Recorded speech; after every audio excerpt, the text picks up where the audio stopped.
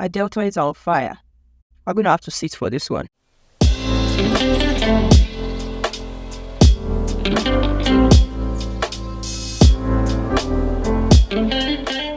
Hi. So I was on Reddit earlier this week and I saw a very interesting post about all regretting being in product management. Are you playing? And of course, that tickled my fancy. I decided to look through the thread and what everybody else thinks about regretting being in product management, and I have some reactions. So let's get into those reactions. So this is the original thread. This person says, I've led a product successfully over the past year, but I'm starting to realize that the day-to-day of a PM kind of sucks.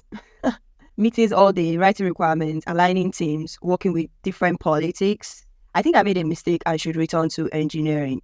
I love strategic thinking, roadmap planning, product market fit testing, product definition, go-to-market strategy, and so on. Have you felt this way? This post has 186 comments, so a good number of people have something to say about regretting being in product management. So let's see what people have to say and what I have to say about that. First comment there says, a great product manager is essentially an entrepreneur who hasn't yet been frustrated enough to go off on their own. Interesting thoughts. I used to be of this school of thoughts until a few years ago that, a product manager is a mini CEO. You know, when people ask what does a product manager do, the first thing I'll say, is like a mini CEO, but of a product. That was what I used to think. But I've slowly come to terms with the fact that that's not true. While there might be a lot of similarities between the product manager and the CEO, or in terms of their responsibilities and the nature of their roles, they are very different roles. A product manager is not a mini CEO. And honestly, I think that notion of a product manager as a CEO is one of the things that could potentially limit one in product management and how you explore opportunities that are available to you. I think it's a limiting belief, even though it sounds very glamorous, like, I'm a mini CEO and I can address that subsequently. But there are a lot of similarities between the product manager and the CEO. First, with respect to like strategy decision making, there's some scope or extent of strategic decision making that both product manager and CEO makes. But they are on different levels and on different degrees. A CEO is making a strategy that affects the business and everything that the product manager is encapsulated with. The product manager is only making maybe tactical or strategic. Could you try again? I wasn't talking to you. As I was saying, so product manager is limited within the scope of the strategy that the CEO has already said or is making. So there is that similarity, but there's a difference in scope. Second similarity is with respect to ownership and authority. Yes, I agree that a product manager has autonomy and ownership within the scope of the products that they manage. And of course, the CEO also has some level of ownership and authority over the business.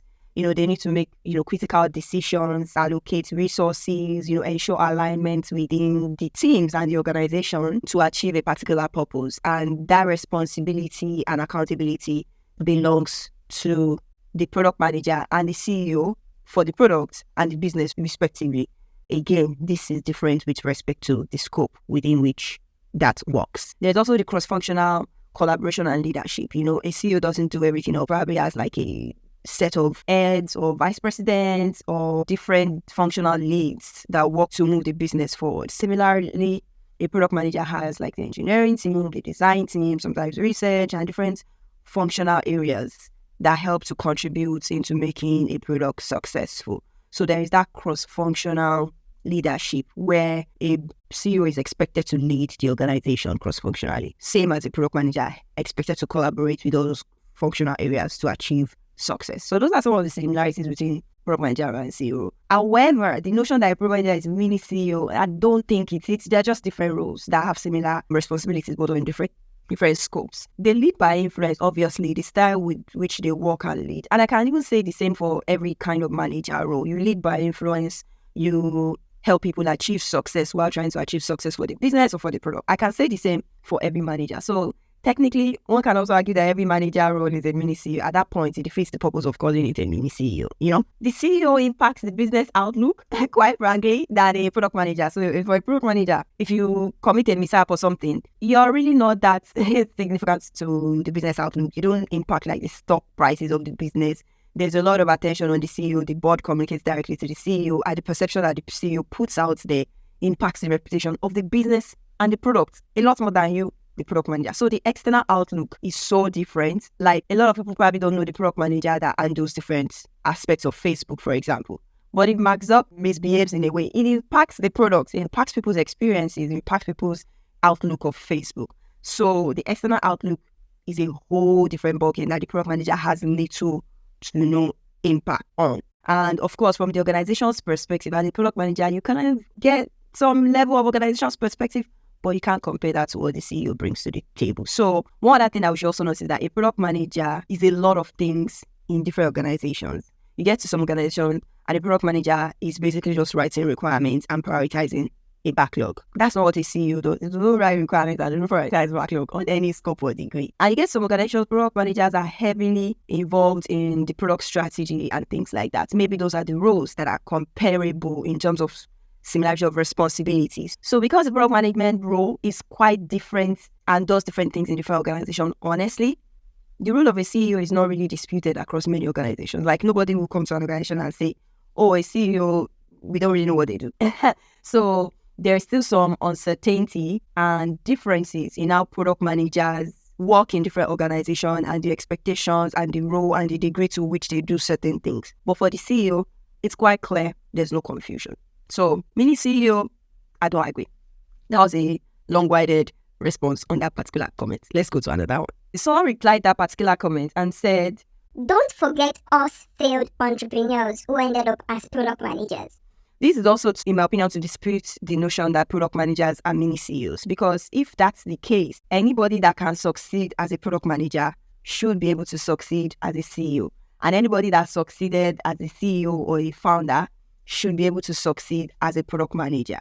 So, and I don't think that's always the case. If some people could fail as a CEO but succeed as a product manager, and in the same vein too, some people genuinely can not succeed as a product manager and they do well as a CEO, depending on the nature of what they do, then it doesn't really paint the picture that both of them are similar or the same.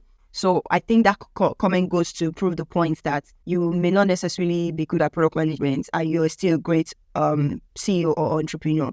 And the reverse could also be the case because, again, a lot of people have different strengths in different areas of product management. And as a CEO, you really don't get to pick and choose that way. I hope that clarifies my point of view. Another comment that I thought was interesting says, have you thought about going into strategy? And the person replies and said, yes, but I need to be more senior for that.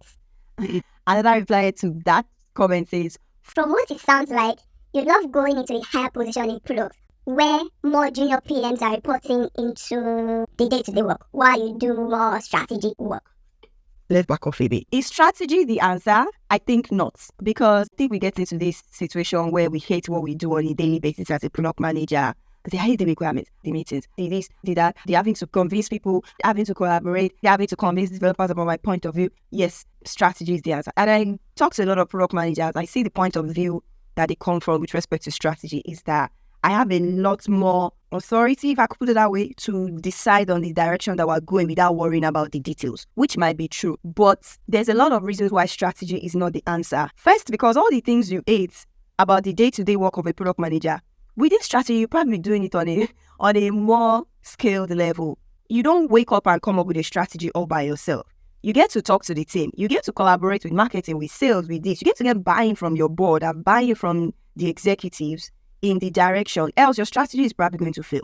So the collaboration and the stakeholder management that you hate with day-to-day product management, you are still going to have to deal with it with strategy. That's one aspect. Writing requirements and things like that, you do a lot of market research. You have to rely on people. In fact, in this point, you have to rely on people and lead so much with influence that you're not directly involved in some things they do that will fuel into the strategy. So the things that you hate about day-to-day product management, you probably will still encounter it. If you hate the managing of junior PMs or having to deal with engineering teams, you still have their interest to consider when you're defining the strategy. So when you say, have you considered going into strategy? Strategy by itself in product management or in a product organization is not necessarily just one person's job title that they do all day, every day, 24/7, 365 days. It's part of the responsibilities that somebody else carries out.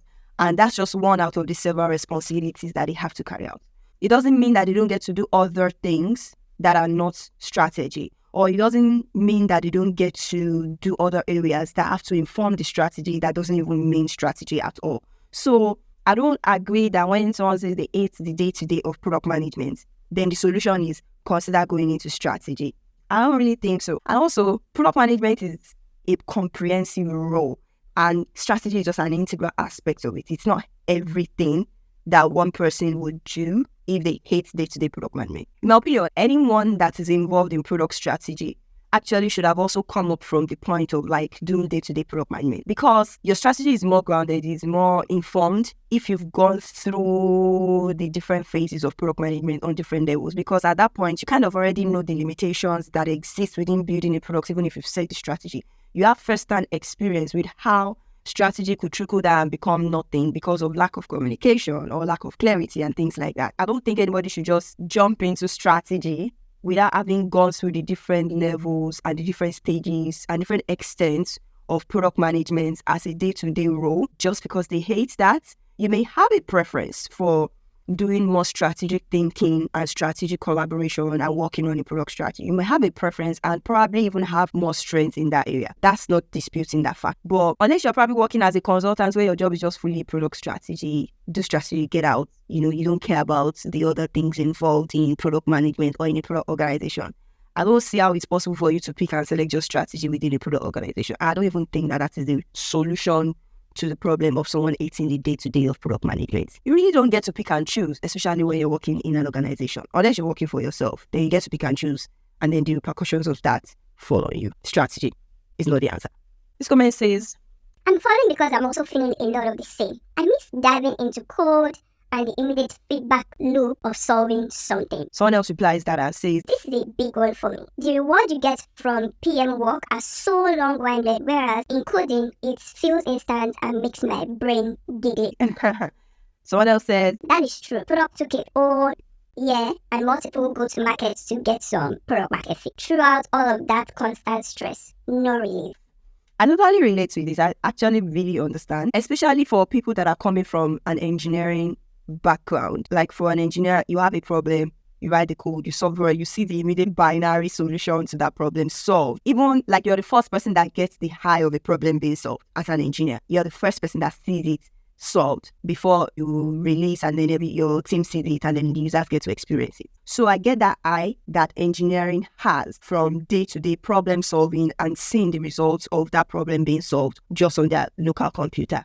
And I've also heard a lot of people that, transitioned into product leadership role that say you kind of have to let go of the high you get from seeing problems solved immediately and also being directly involved in how that problem gets solved. So we have a podcast episode that we did with Chantal Donatien-Foya sometimes last year about transitioning into product leadership role. And she mentioned the exact same thing. Like, it seems very nice and interesting to say, I don't do the nitty-gritty aspects of product management anymore. Now I'm more involved in like the direction of the product and the mid-term plans and the long-term plans. But what most people don't talk about is the fact that sometimes things get shipped and released without you even knowing that this has been released, and you don't get to experience the joy that the team and the developers get from seeing that come to life. Decisions are made without your context, because that's the whole point. You get to enable people to be autonomous and make those decisions by themselves. So a lot of people want to do product management, but they forget that the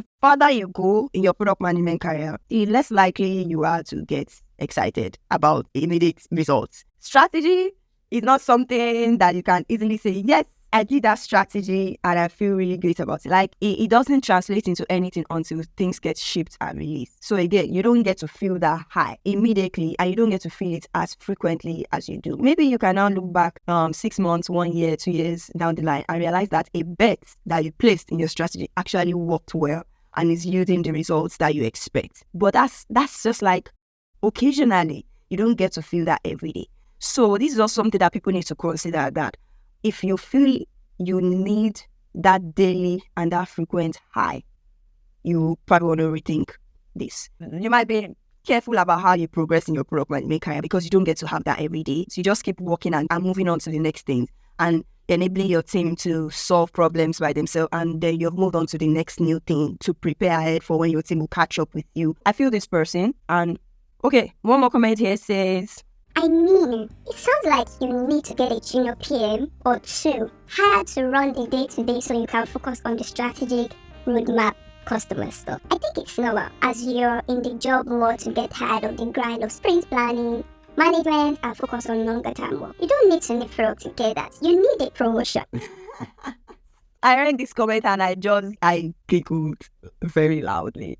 And that's because this comment makes it sound like you get to pick and choose. Like you get to say, I'm not interested in sprint planning and prioritization. Get me to junior PMs to do this thing. And I can just focus on this part that I love. You don't get to do that. So the person also says you don't need to leave product together. You need a promotion. I'm so sorry, but the fact that you hate some responsibilities in your current role is not a reason to get a promotion. You get a promotion because you've done excellently well at something and you've aced it and you brought value to the business. It sounds quite like the opposite if you ask me, that you want to get a promotion because you hate some work and you don't want to do it. So let's rein in the entitlement that I can pick and choose what I get to do and make it worse by demanding for a promotion because I hate some aspects of my work. Maybe what the person's trying to say is you need a change in roles, but not really a promotion, because for me, a promotion means job well done, next level, to do more of what you've been doing or do different things, depending. Let's talk about why junior PMs are not the answer to this also, because I think I've cleared the part of the promotion. So let's discuss that. First of all, this highly depends on the level of the person in the organization that hates the day-to-day operations of product. If the person is already a junior product manager or like an associate or a mid-level product manager, so are we saying they need to hire a junior product manager to take off some of those responsibilities? Because, are you going to create a new role for yourself just because you hate some work? It depends on the level in the organization. And quite frankly, the way the organization is structured, the organization may not even be structured in a way where they have like junior PMs and associate and mid-level. If they don't have junior PMs, there's nothing you really can do about that in reality.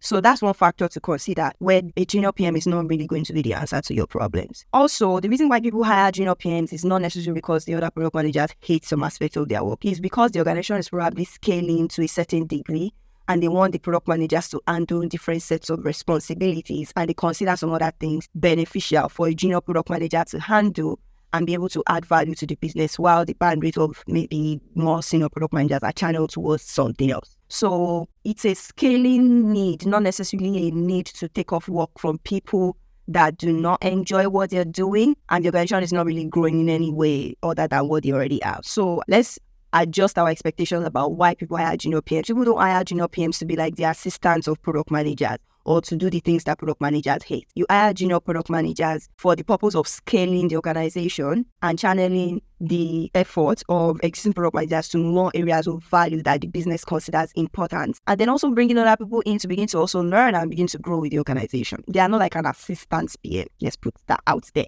The second reason is you were hired for that role, and those responsibilities were part of your role requirements. So you need to reflect on why you do not like it.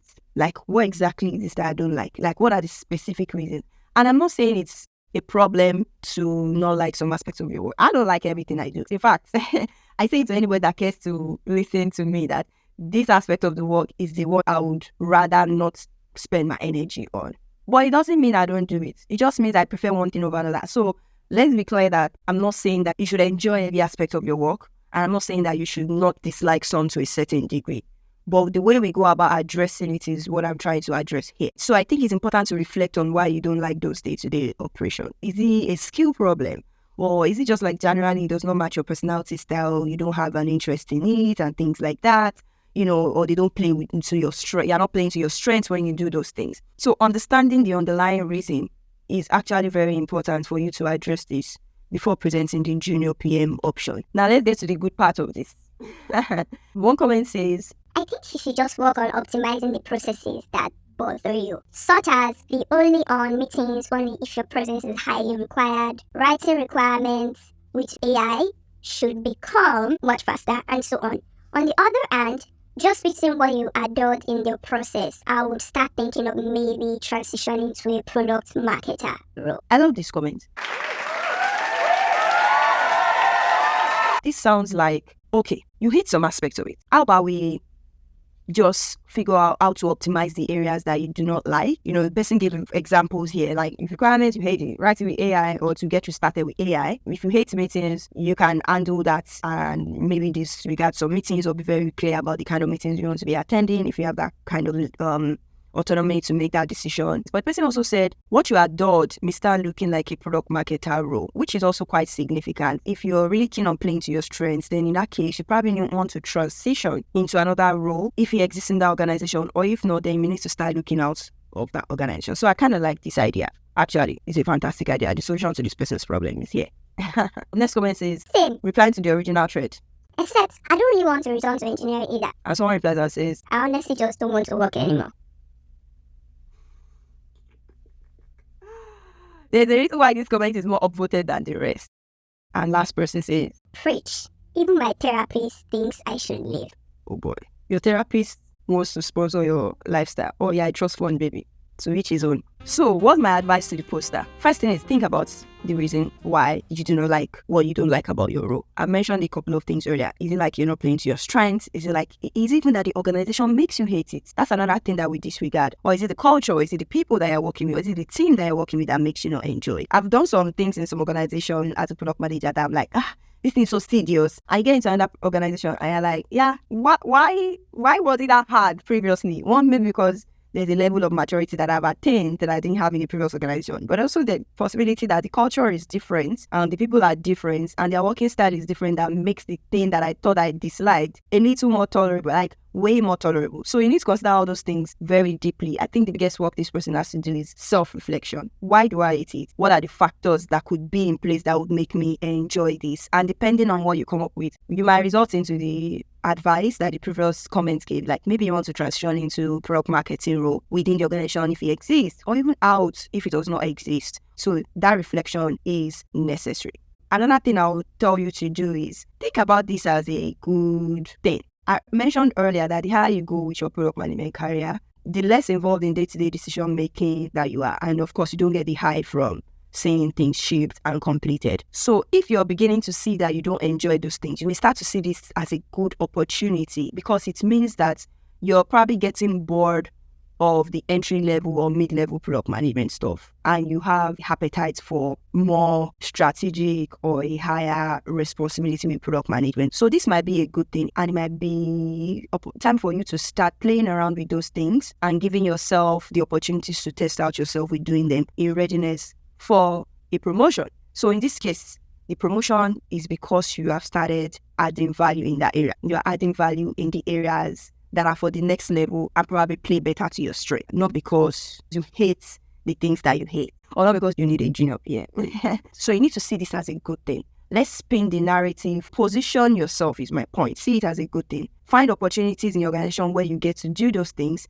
And when the time comes, you can be rightly assessed and considered for the said promotion for the right reasons. And if it's a general situation where you just cannot get past this day-to-day stuff, one thing you might consider is things like hacks for getting stuff done, right? You can do like mental hacks to get through those responsibilities that you hate. If you find that you hate writing requirements and things like that, like the person suggested, because they're using AI or just some basic templates to make them happen. You may consider working and collaborating with maybe other product managers or people that you enjoy working with to do those tasks that you hate because it makes it more fun and you just get through them very quickly.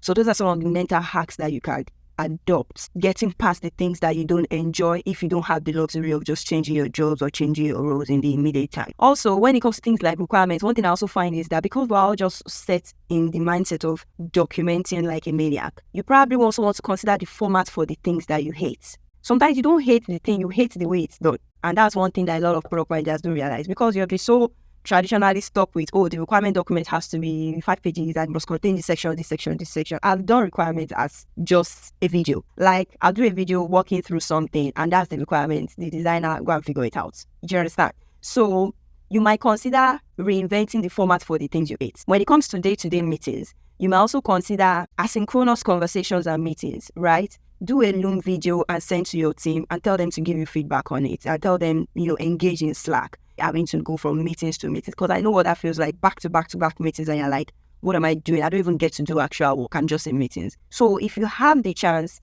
Adjust the format for the things you hate. Decline meetings that don't have an agenda. And if you look at the agenda that doesn't have anything to do with you, decline attending that meeting. So those are some adjustments that you can make to get through the things that you hate. And I think that helps. If all these fail, consider also having a conversation with your manager and see how they can support you. If it's a skill gap, how they can support you with training, or how they can consider giving you opportunities that play well to your strengths. Not necessarily because it's your entitlement, but because they may consider like, yeah, let's just give you the things that you enjoy. So have a conversation with your manager. I think that will go a long way to help you. Because if you start to do the things that you don't enjoy, over time it will become obvious in the quality of your work. And your manager may not even understand that you hate those things. And they start seeing the quality of your work and they start reflecting badly on you. So you probably also want to have a conversation with your manager, a very intelligent and wise conversation, I would say. I don't really enjoy this. I would need as much training and support as I can get from you on this area.